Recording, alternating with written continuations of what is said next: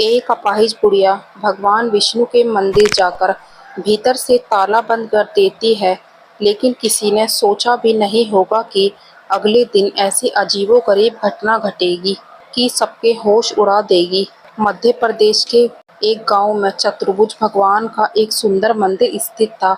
यहाँ भक्ति भाव और पूर्ण आचार विचार से भगवान की आराधना और पूजा की जाती थी। मंदिर के पुजारी की एक वृद्ध माँ भी थी, जो पूजा में सहयोग किया करती थी, लेकिन एक रात अंधेरे में गिर पड़ी और उसके कूल्हे की हड्डी टूट गई।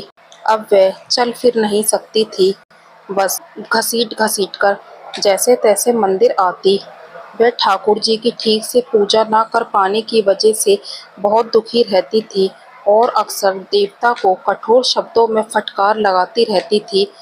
हे ठाकुर जी, क्या मेरी भक्ति समर्पण तुम्हारी नज़रों में इतनी तुच्छ है कि मेरी दुख और पीड़ा का तुम्हें कोई ध्यान ही नहीं है? मेरा कूल्हा तोड़ने की ये कैसी लीला है? पीछे से पुजारी जी ने कहा, माँ, इसमें ठाकुर जी की कहाँ गलती है कि तुम रोज आकर इन्हें कठोर वचन सुनाती हो। अब माताजी का सब्र का बांध टूट चुका था। एक सुबह भोर के पहले प्रकाश में वृद्धा जैसे तैसे खिसकती हुई मंदिर तक पहुंचती है। गर्भगृह का ताला खोला और अंदर से बंद कर दिया। इधर उनके पुत्र पुजारी जी जब मंदिर की तरफ पहुंचे तो गर्भगृह को अंदर से बंद पाकर चिंतित हो उठे। ये क्या, गर्भगृह का द्वार अंदर से क्यों बंद है? कहीं कोई चोरी तो नहीं हो गई? पुजारी जी जोर जोर से दरवाजा खटखटाने लगे कि तभी अंदर से माताजी की आवाज आई, ठहरो, खोलती हूँ। वृद्धा सामान्य स्वस्थ रूप से चलकर दरवाजे तक आई और दरवाजा खोल दिया। उन्हें टूटे हुए कूल्हे की पीड़ा से मुक्त देखकर सब आश्चर्यचकित रह गए।